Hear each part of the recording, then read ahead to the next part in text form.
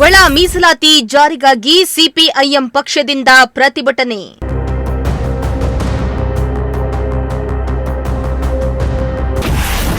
ಸೋಮಣ್ಣ ಕಚೇರಿ ಮುಂದೆ ಪ್ರತಿಭಟನಾಕಾರರ ಆಕ್ರೋಶ.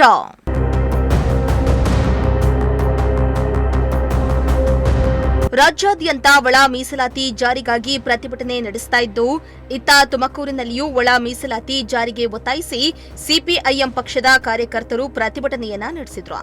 ನಗರದ ಟೌನ್ ಹಾಲ್ನಿಂದ ಸಂಸದರ ಕಚೇರಿವರೆಗೂ ಪ್ರತಿಭಟನಾ ಮೆರವಣಿಗೆ ನಡೆಸಿದ ಕಾರ್ಯಕರ್ತರು ಒಳ ಮೀಸಲಾತಿ ಜಾರಿಗೊಳಿಸುವಂತೆ ಘೋಷಣೆ ಕೂಗಿ ಸರ್ಕಾರದ ವಿರುದ್ಧ ಆಕ್ರೋಶ ವ್ಯಕ್ತಪಡಿಸಿದ್ರು.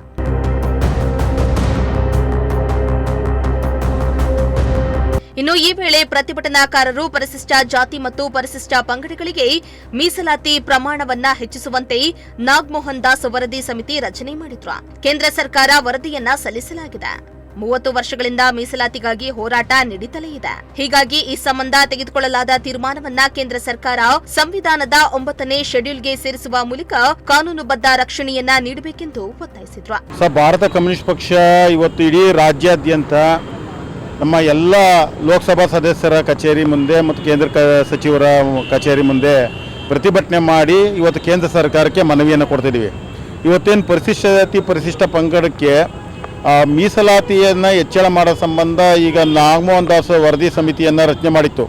ಹಿಂದೆ ಇದ್ದಂಥ ಬೊಮ್ಮಾಯಿ ಗೌರ್ಮೆಂಟು ಸಹ ಅದನ್ನು ಶಿಫಾರಸು ಮಾಡಿ ಕೇಂದ್ರ ಸರ್ಕಾರಕ್ಕೆ ಕಳಿಸಿತ್ತು. ಕೇಂದ್ರ ಸರ್ಕಾರ ಇವತ್ತು 17% ಹೆಚ್ಚಳ ಮಾಡೋಕ್ಕೋಸ್ಕರ ಸಂವಿಧಾನ ಶೆಡ್ಯೂಲ್ 9ಕ್ಕೆ ಸೇರ್ಪಡೆ ಮಾಡಿ ಕರ್ನಾಟಕದಲ್ಲಿ ಈಗ ನಡೀತಾ ಇರತಕ್ಕಂಥ ಗೊಂದಲಗಳಿಗೆ ನ್ಯಾಯಮೂರ್ತಿ ನಾಗಮೋಹನ್ ದಾಸ್ ಅವರ ವರದಿ ಶಿಫಾರಸು ಏನಿದೆ ಅದನ್ನು ಅನುಷ್ಠಾನ ಮಾಡಬೇಕು. ಆ ಮುಖಾಂತರವಾಗಿ ಒಳ ಮೀಸಲಾತಿಗೆ ಒಂದು ನಾಂದಿ ಆಡಬೇಕು ಅಂತೇಳಿ ಸಿಪಿಎಂ ಪಕ್ಷ ಇವತ್ತು ಕೇಂದ್ರ ಸರ್ಕಾರವನ್ನು ಒತ್ತಾಯ ಮಾಡ್ತಾ ಇದೆ.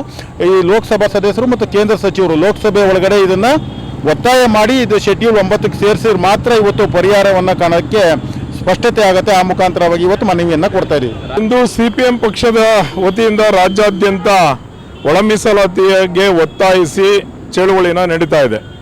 ಬಂಧುಗಳೇ, ರಾಜ್ಯ ಸರ್ಕಾರ ಮತ್ತು ಕೇಂದ್ರ ಸರ್ಕಾರದ ನೀತಿಗಳು ಜನರಿಗೆ ತಲುಪೋದಕ್ಕಿಂತ ಅದು ಗೊಂದಲದಲ್ಲಿರಬೇಕು ಅನ್ನೋದನ್ನ ರಾಜಕೀಯ ಬೇಳೆಗೋಸ್ಕರನೇ ಮಾತಾಡ್ತಾರೆ ಅಥವಾ ಅದನ್ನು ತರ್ತಾರೆ ಅನ್ನಿಸ್ತದೆ. ಯಾಕೆಂತಂದರೆ 30 ವರ್ಷದಿಂದ ಒಳ ಮೀಸಲಾತಿಗೆ ಹೋರಾಟ ನಡೀತಾ ಇತ್ತು.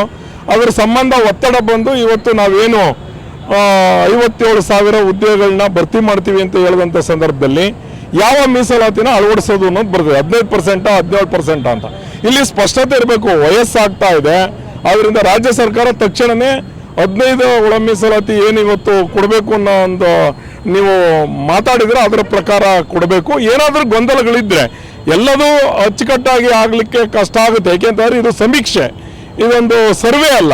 ಯಾಕೆಂತಂದರೆ ನಾಗಮೋಹನ್ ದಾಸ್ ಅವರ ವರದಿ ಏನಿದೆ ಅದು ಸಮೀಕ್ಷೆ ಆಧಾರದಲ್ಲಿ ಬಂದಿರೋಂಥದ್ದು. ಸಣ್ಣ ಪುಟ್ಟ ಅದರಲ್ಲಿ ಕರೆಕ್ಷನ್ ಹಾಕ್ಲಿಕ್ಕೂ ಅವಕಾಶ ಕೊಟ್ಟಿದ್ದಾರೆ. ಎಲ್ಲದನ್ನೂ ಏನು ಮಾಡಬೇಕು ಅನ್ನೋದು ನೋಡಿ. EWS ಬಂದಾಗ ಕೇಂದ್ರ ಸರ್ಕಾರ ಜಾಸ್ತಿ ಆಸಕ್ತಿ ವಹಿಸ್ತು. ತಕ್ಷಣವೇ 10% ಮೀಸಲಾತಿ ಬೇಗ ಜಾರಿ ಆಗಂಗೆ ಕೇವಲ 2 ತಿಂಗಳಲ್ಲಿ ಅದಾಗಿದೆ. ಇದು 30 ವರ್ಷದಿಂದ ನೆನಗುದಿ ಬಂದಿರಿದೆ.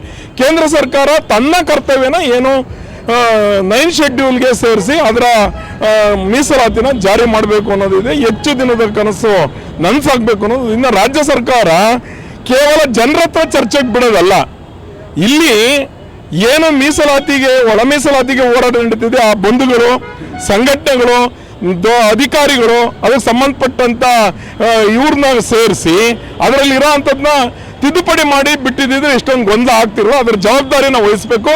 ಅದಕ್ಕೆ ಅತಿ ಹೆಚ್ಚಾಗಿ BJP ಇದರಲ್ಲಿ ನಾಟಕ ಆಡೋದನ್ನ ನಿಲ್ಲಿಸಬೇಕು. ತಕ್ಷಣ 9 ಶೆಡ್ಯೂಲ್ಗೆ ಒಳ ಮೀಸಲಾತಿ ಸಿಗಬೇಕು. ಆ ಇರೋ ಅಂಥ ಉದ್ಯೋಗಗಳು ಬೇಗ ಭರ್ತಿ ಆಗಬೇಕು. ಮುಂದಿನ ದಿನಗಳಲ್ಲಿ ಸಣ್ಣ ಪುಟ್ಟ ದೋಷಗಳಿದ್ರೆ ತಿದ್ದುಪಡಿ ಮಾಡಬೇಕು ಅಂತ ಸಿಪಿಎಂ ಪಕ್ಷ ಇವತ್ತು ಚಳವಳಿನ ಮಾಡ್ತಾ ಇದೆ.